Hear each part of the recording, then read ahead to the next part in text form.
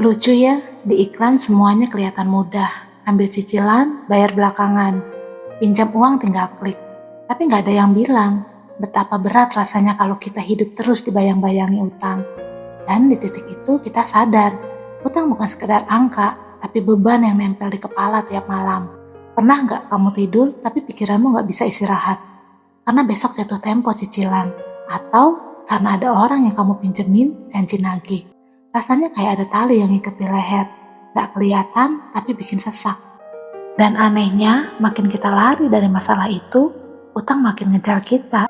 Kenapa utang bisa jadi jebakan? Karena awalnya kelihatan kecil. Santai aja, cicilan ringan kok.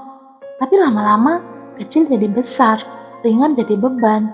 Dan tiba-tiba kita sadar, separuh hidup kita cuma buat nutupin hutang lama dengan hutang baru. Aku pernah kenal seorang teman. Awalnya cuma ambil cicilan HP dengan alasan buat kerja, tapi setelah itu dia ambil cicilan motor, lalu pinjam uang online buat nutupin cicilan lama. Sampai suatu hari dia bingung harus bayar yang mana dulu. Dan saat aku lihat matanya, aku bisa ngerti, utang itu bukan lagi soal uang, tapi soal rasa malu, takut, dan terjebak. Banyak orang gak cerita, tapi hidupnya penuh tekanan karena utang. Ada yang tiap hari sembunyi dari debt collector, ada yang sampai kehilangan rumah karena gak bisa bayar cicilan. Ada juga yang pura-pura bahagia, padahal dalam hati hancur karena gak bisa keluar dari lingkaran itu. Dan mungkin kamu yang dengerin ini pernah atau lagi ada di posisi itu. Pertanyaannya, gimana caranya keluar dari utang? Apa mungkin? Jawabannya, mungkin, tapi bukan dengan cara instan.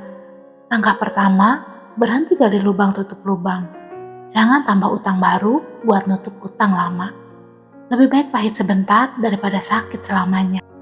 Langkah kedua, jujur sama diri sendiri, tulis semua utangmu.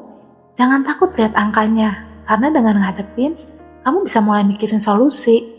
Langkah ketiga, susun prioritas. Mana yang harus dibayar duluan, mana yang bisa dinego, dan yang paling penting, mulai ubah gaya hidup. Karena kalau gaya hidup gak berubah, utang akan balik lagi meski sekarang lunas. Aku tahu, gak ada yang gampang soal utang. Tapi aku juga tahu, manusia punya kemampuan buat bangkit dari hal yang paling berat sekalipun. Kalau hari ini kamu terjebak cicilan, jangan merasa hidupmu berhenti di sini.